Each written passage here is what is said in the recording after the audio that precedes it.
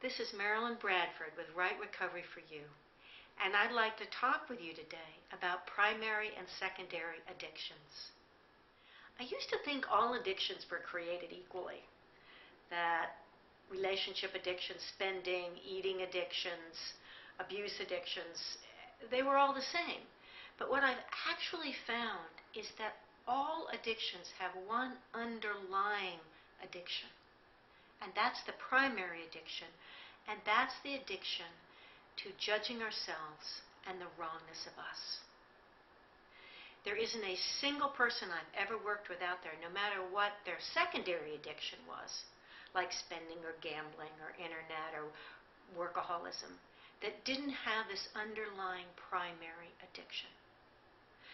So how does all this get started? Well, one of the reasons it's the primary addiction is it's because it's what we learn earliest. Let me ask you a question. Did you always know that you didn't quite fit in? That you didn't get the rule book for how to work this reality?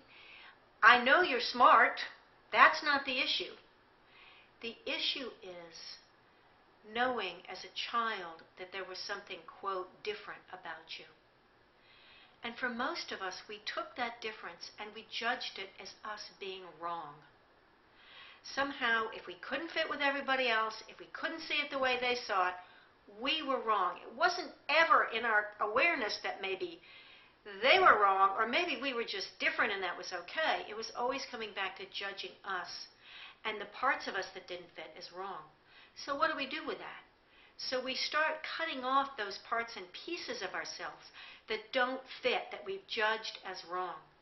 And we start sort of reaffirming that there's something inherently wrong with us. And this begins to set up the addiction to judgment and the wrongness to us. Now, if we had people in our lives and a culture that said, you know what, you're not wrong, you're just different.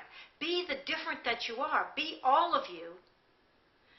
This might never keep going and might never erupt into full-blown addictive behavior.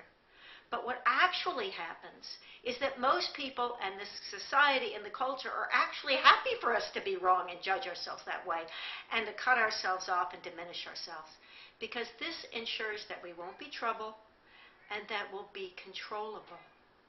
This is actually a huge part of why so many people continue with their addictive and compulsive behaviors for so long, is that they haven't yet addressed this addiction to the wrongness of them and judgment. Here's the good news.